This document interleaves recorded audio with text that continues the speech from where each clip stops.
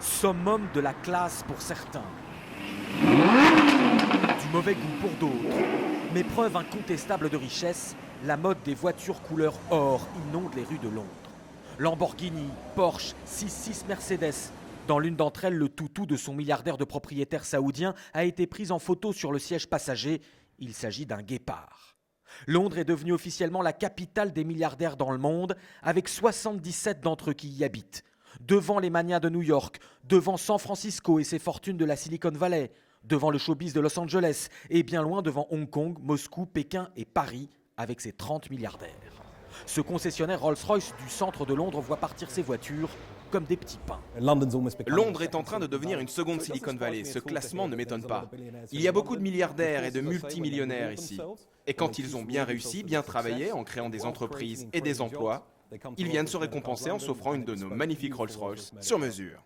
Dopée par ses investisseurs aux moyens illimités, la capitale voit émerger chaque jour des propriétés à des prix hors normes.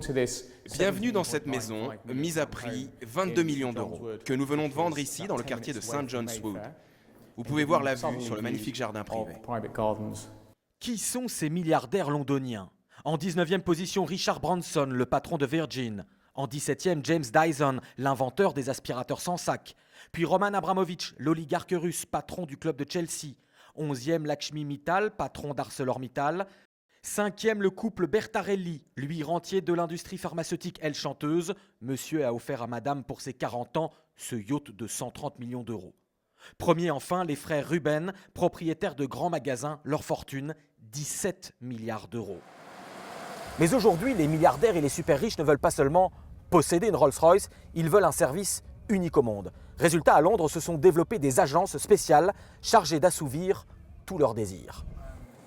C'est le métier d'Alexander Martin qui a fondé l'agence Envy il y a 7 ans, croisement d'un concierge de luxe et d'un conseil en investissement.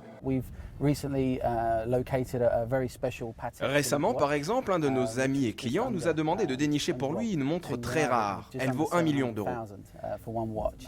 Ou encore, nous avons créé la première boîte cadeau Tiffany pour voiture Bentley. C'était un cadeau d'un monsieur pour sa femme et une manière bien plus originale de l'offrir. Londres pourrait cependant perdre sa suprématie. Bien que conservateur, le gouvernement de David Cameron a instauré de nouvelles taxes sur l'immobilier de luxe, au risque de froisser les super riches de la planète.